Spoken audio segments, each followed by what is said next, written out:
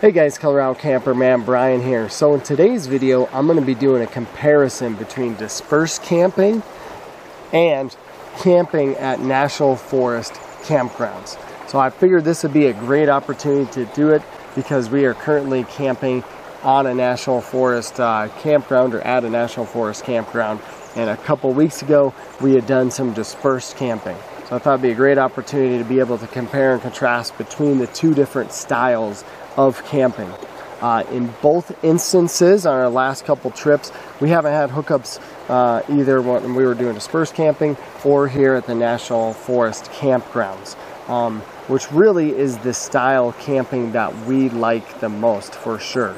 We like the aspect of feeling self-sufficient and being able to rely on our own power with our solar or our generator, and just relying on our tanks and all that stuff.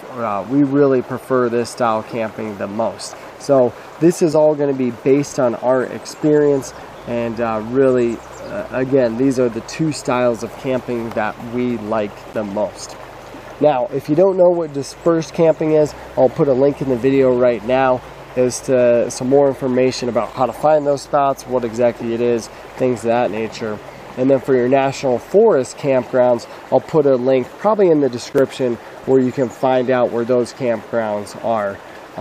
But that's the compare and contrast of what we're going to do in this video. So let's go ahead and get started. So the first thing I'm going to talk about, and the main difference between the two, is obviously that you have to pay for one style camping. So the National Forest campgrounds you have to pay for, and dispersed camping is free if you're going to be on National Forest land or BLM land. So that's the first main thing. With your dispersed camping, typically you can camp up to 14 days for free on National Forest land or BLM land. And your pay sites, it's really going to range.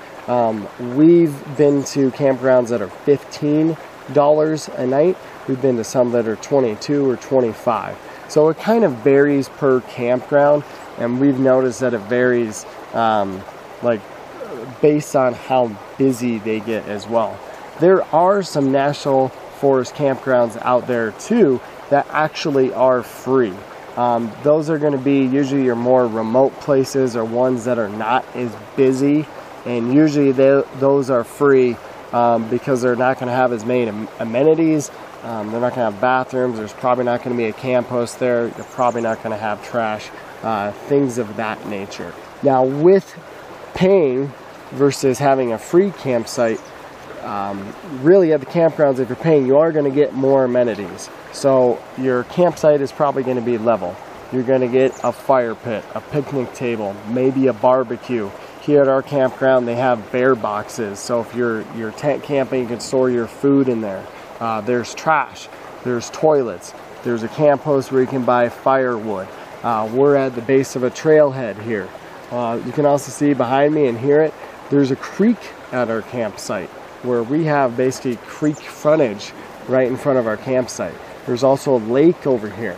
So with paying for campgrounds, sometimes you definitely get more amenities than you would if you were going dispersed camping. Now, that's not to say if you go dispersed camping, you're not going to get some of these things. You know, you usually can't find a level spot. Sometimes you can find areas by water. Usually there are stone fire pits, which really, if you're going dispersed camping, you should make sure you only camp where there is a fire ring. That's what you're supposed to do. So there are some amenities at the dispersed campgrounds or campsites. But your campgrounds, if you are paying, sometimes you are paying to get some additional amenities that you're not going to get when you're dispersed camping. So the second thing that we're going to talk about here is space. So obviously when you go dispersed camping, you're probably going to really be able to spread your wings out and really have a lot more room than you would at a National Forest campground. Now, site sizes are going to vary at your campgrounds.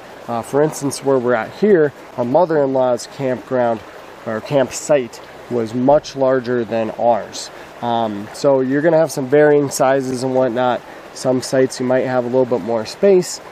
So other sites, you know, you're not going to have as much space, or you might be close to your neighbors, and that's kind of the downside to the National Forest campgrounds. Dispersed camping is definitely better if you have like a larger rig with multiple slide outs. Again, you don't usually have to worry about space when you're going dispersed camping versus when you're going to a campground. I can tell you the campground this campsite that we're staying at here, if we have multiple slides, our space really probably would not work out. We're also about 30 feet long with our camper, and that's about the max size that you could have really in this campground. And that's how a lot of National Forest campgrounds, at least from our experience, we found that that's how most National Forest campgrounds are. Now, with this space, that's one other thing I want to talk about is with space is animals. So one of my buddies, he solely only goes dispersed camping because he wants space for his dogs to be able to run around, and he doesn't have to worry about leashing them or anything like that. They can run around, they can be free, and he only does dispersed camping for that reason.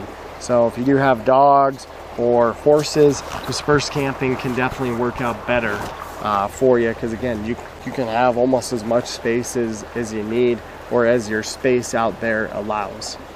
All right, so the third thing I want to talk about is accessibility. So just generally speaking, National Forest campgrounds are going to be easier to access. For instance, where we're camping here, it was a paved road all the way in.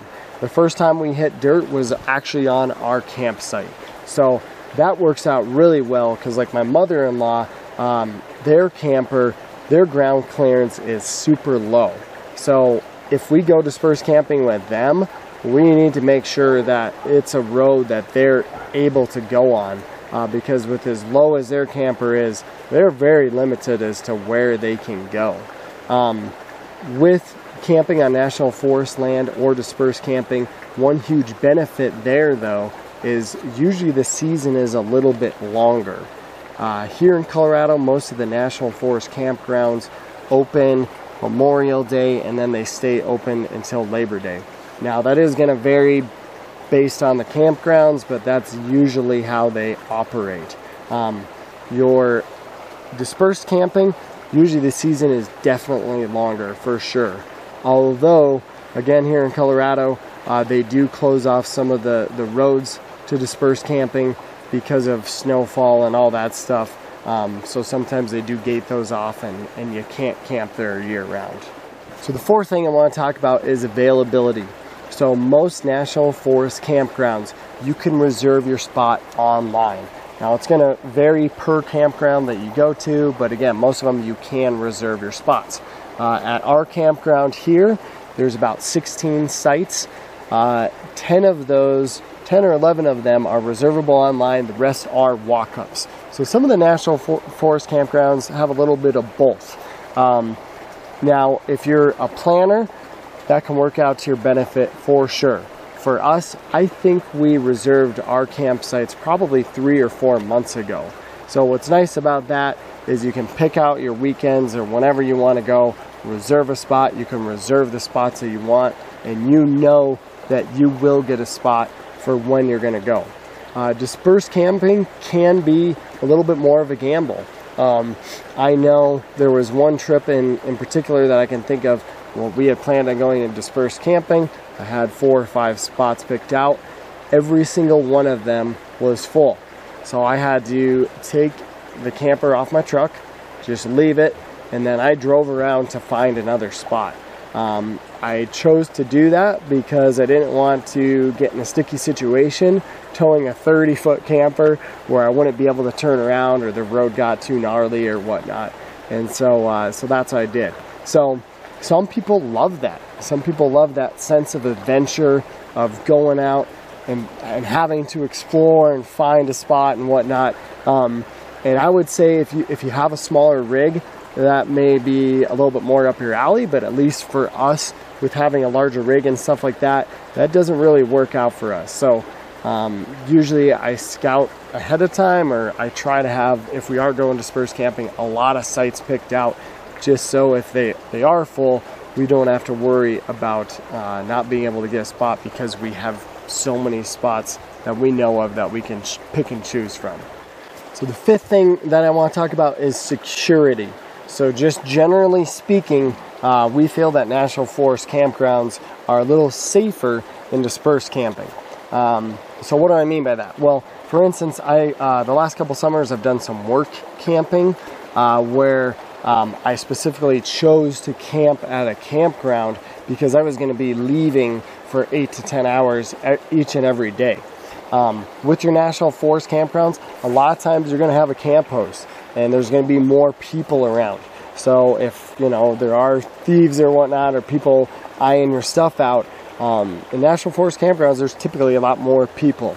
So in that aspect, usually we feel more comfortable leaving our site and going exploring, and going to the lake, or going, you know, hiking, whatever, at National Forest campgrounds. Now, that's not to say dispersed camping is unsafe or anything like that. We've gone dispersed camping plenty of times where we've left our site for the entire day. We come back and all of our stuff is still there. So, but just again, kind of generally speaking, usually from our perspective, National Forest campgrounds, we do feel a little more safe and secure than when we're out dispersed camping. So the sixth and final thing that we're going to talk about is privacy. So what's ironic about this is, as I'm talking about this, I've had people walking in and out of my mother-in-law's site over here because they left. And so ultimately, that's why a lot of people love dispersed camping, is that you have a lot more privacy. You can go out to a dispersed campsite for a weekend and sometimes never even see anybody. And you have a lot more space, a lot more privacy, and you can just kind of enjoy nature sometimes a little bit better. That's not to say National Forest campgrounds are not private. Both of our spots here are actually very good.